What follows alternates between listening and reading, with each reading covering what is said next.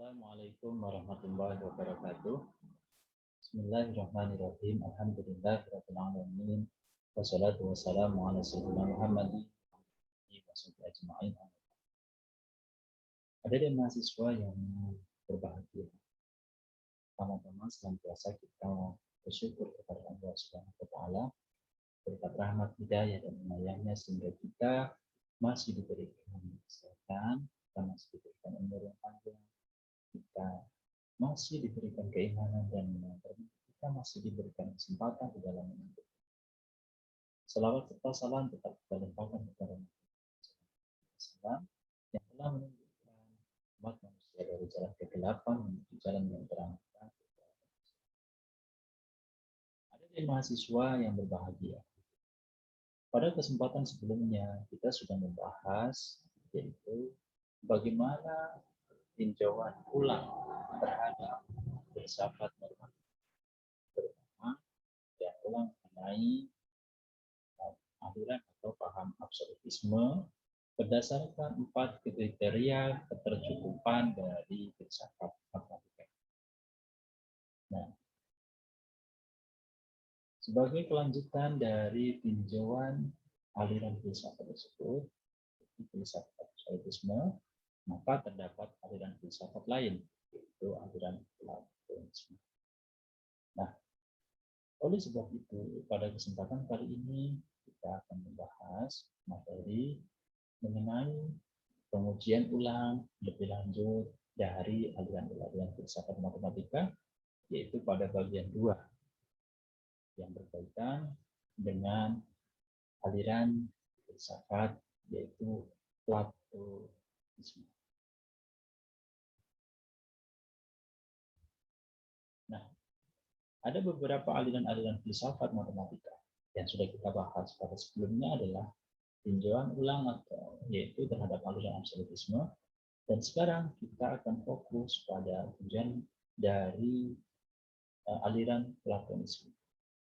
Oleh sebab itu, tujuan pembelajaran pada kesempatan kali ini adalah diharapkan mahasiswa bisa memahami pandangan aliran Platonisme ini terhadap ilmu pengetahuan matematika. Kemudian yang kedua, tujuan pembelajaran kita adalah mahasiswa dapat memahami kontribusi Platonisme terhadap ilmu pengetahuan matematika. Dan yang ketiga, diharapkan juga mahasiswa dapat memahami kelemahan-kelemahan dari aliran Platonisme. Tujuan pembelajaran yang pertama adalah mahasiswa diharapkan dapat memahami pandangan dari Platonisme ini terhadap ilmu matematika. Nah, Platonisme ini adalah merupakan turunan langsung dari filsafat Plato. Itu dalam makna yang sempit, Platonisme ini artinya sebutan bagi filsafat yang mengakui keberadaan objek-objek abstrak dalam dunia nyata. Nah, oleh sebab itu pandangan Platonisme terhadap ilmu pengetahuan matematika ini adalah memandang bahwa objek matematika itu real, nyata, dan eksistensi objeknya atau keberadaan objektifnya yang ideal dalam beberapa bidang. Nah, jadi objek matematika itu tidak lagi abstrak, tapi objek matematika itu sudah dianggap real, dan objek matematika itu eksistensinya atau keberadaannya itu ada dalam beberapa bidang. Nah, ada beberapa pendukung aliran pandangan Platonisme ini.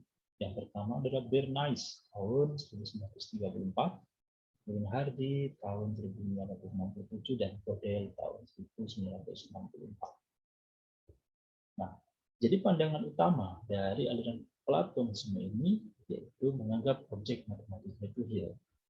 Gitu.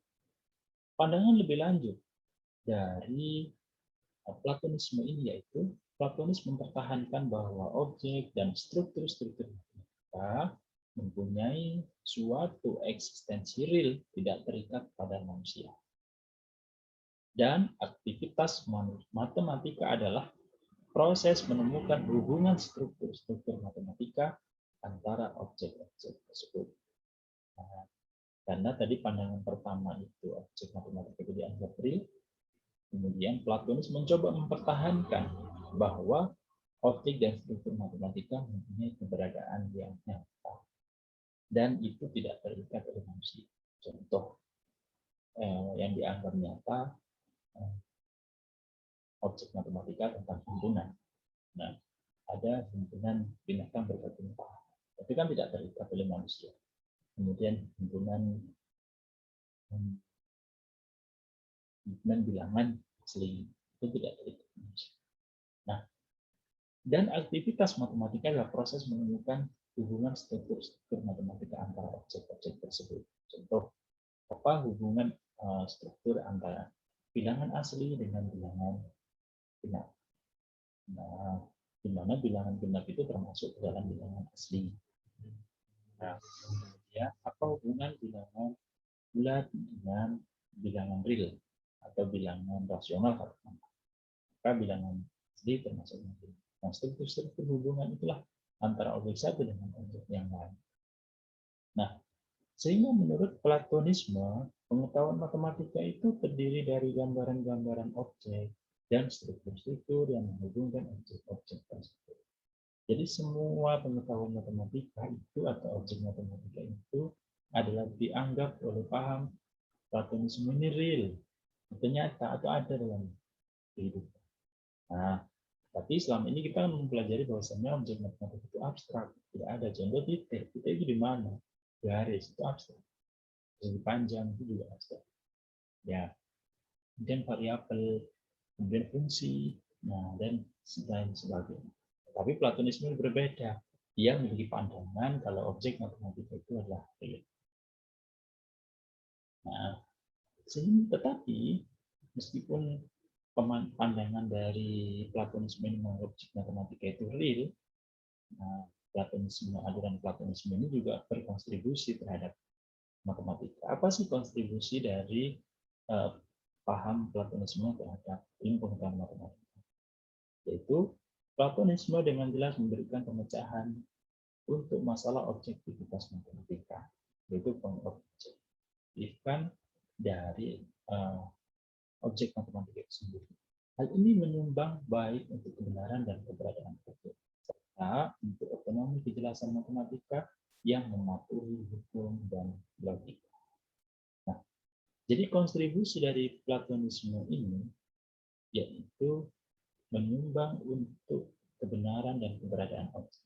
Tetapi tidak semua matematika, objek matematika itu ada contoh yang keberadaan objek itu yaitu. Nah, kita mengatakan ada himpunan mahasiswa pendidikan matematika, himpunan mahasiswa matematika, himpunan mahasiswa universitas, dan lain sebagainya. Itu keberadaan objek yang memberikan penjelasan matematika yang mematuhi hukum dan logika. Nah, jadi ketika kita melakukan pembelajaran menggunakan objek tertentu, berarti kita masuk ke dalam aliran Platonisme. Oke. Nah, akan tetapi, nah ini ada kelemahan dari aliran Platonisme. Nah, ada dua kelemahan aliran Platonisme. Kelemahan pertama adalah Platonisme atau aliran Platonis, yaitu aliran yang menganggap objek-objek matematika itu real, adalah tidak mampu menawarkan penjelasan yang memadai tentang bagaimana matematika mendapatkan akses ke pengetahuan tentang dunia platonis atau tentang dunia nyata. Nah, bagaimana mereka tentang bagaimana matematika akses, yaitu terhubung ke pengetahuan dunia. Tidak menjelaskan tentang itu. Kemudian kelemahan yang kedua, Platonis menjelaskan pengetahuan matematika yang menerangkan pengetahuannya secara induktif. Induktif itu artinya pengetahuan matematika itu diperoleh dari pengamatan dunia. Padahal kita tahu bahwasannya pengetahuan matematika di bagian satu adalah termasuk pengetahuan yaitu a priori, yaitu pengetahuan matematika yang hanya diperoleh melalui penalaran. Sedangkan Platonis menyampaikan melalui induktif, yaitu pengamatan dunia, kemudian sehingga diperoleh pengetahuan matematika.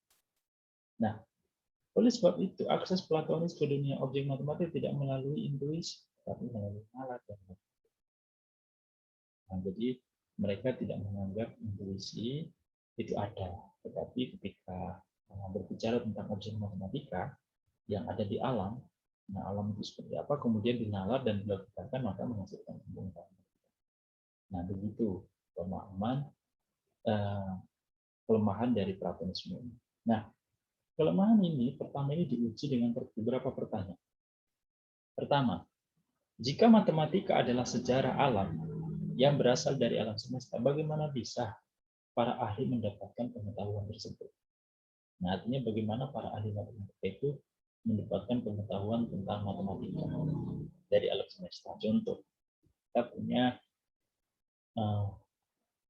aljabar. Bagaimana al-Khawarizmi, yaitu dengan pembelajaran mengenai aljabar. Kemudian dengan menemukan suatu bilangan 1/3 sampai 10/10. Nah, kemudian kita tahu ada geometri Euclid, yaitu yang menggambar geometri berdasarkan para penelitian. Maka dari itu, hal itu pasti melalui intuisi. Nah, jadi tidak mungkin para matematikawan itu mendapatkan pengetahuan matematika dari alam semesta secara langsung tanpa intuisi. Maka beberapa kemampuan mental itu sudah tak ada penjelasan yang diberikan.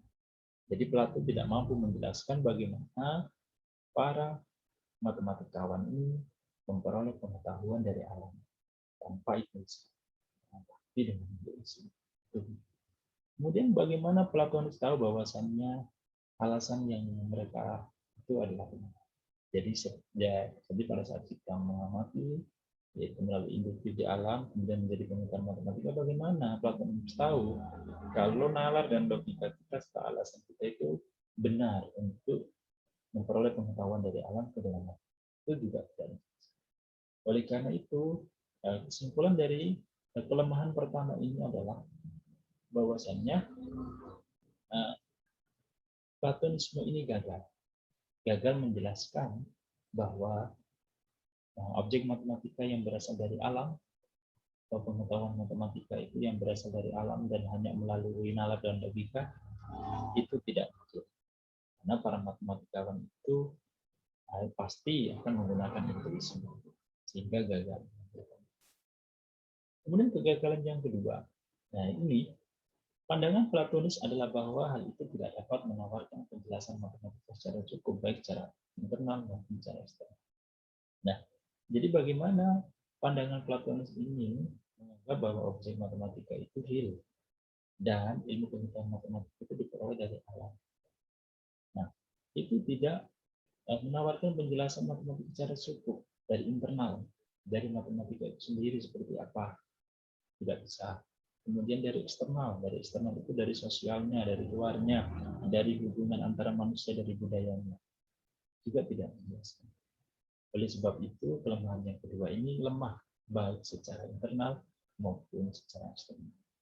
Nah, secara internal itu penjelasan Platonisme hanya untuk aspek teori himpunan statistik dan aspek struktural. Sedangkan kita tahu bahwasanya banyak aspek lain dalam matematika, yaitu ada aljabar, ada geometri, kemudian ada trigonometri dan sebagainya. Nah, jadi Platonisme menjelaskan aspek teori himpunan, yaitu himpunan binatang tadi, ya terbang, himpunan hewan, ikan di air tawar, ikan di laut, nah itu baru nyata. Tapi untuk matematika lain itu termasuk. Itu secara internal dia tidak bisa menjelaskan bagaimana aspek-aspek yang lain itu ada di dalam alam. Oke. Kemudian secara eksternal, Platonisme juga gagal menjelaskan kegunaan matematika. Nah, secara eksternal kan ada dua itu. Penerapan matematika, kegunaan matematika, dan yang kedua adalah praktiknya. Nah, bagaimana kegunaan matematika ini? Kalau matematika sendiri itu dihasilkan dari alam. Itu apa matematika? Nah, kemudian apa hubungannya dengan ilmu pengetahuan yang diperoleh dari alam? Jadi sama dong antara sains dengan matematika, karena sains diperoleh dari alam, matematika juga akan diperoleh dari alam. Nah, apa hubungannya? Dan aktivitas apa hubungannya juga dengan aktivitas manusia, dan apa hubungannya juga dengan kebudayaan dan asal dari pengetahuan. Nah, baik. Nah, karena dari sini berarti Platonisme ini telah gagal untuk memenuhi 4 kriteria kecukupan filsafat matematika tadi, yang terdiri dari asal-usul pengetahuan matematika, kemudian objek matematika, kegunaan matematika, dan yang keempat adalah praktik matematika. Karena gagal memenuhi kecukupan 4 kriteria filsafat matematika tersebut, maka filsafat Platonisme ditolak sebagai filsafat. Nah, oleh sebab itu sampai sekarang kita tidak pernah menggunakan filsafat Platonisme ini dalam filsafat. Demikian penjelasan materi pada kesempatan kali ini mengenai yaitu aliran pengujian lebih lanjut dari aliran-aliran filsafat matematika, terutama aliran Platonisme.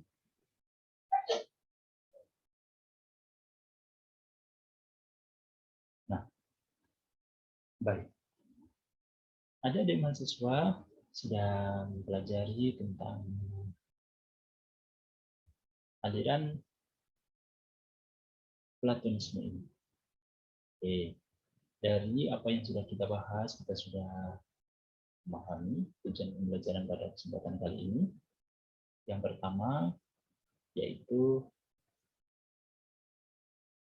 pandangan aliran absolutisme ini, yaitu memandang bahwa objek matematika itu adalah real, eksistensinya itu ada.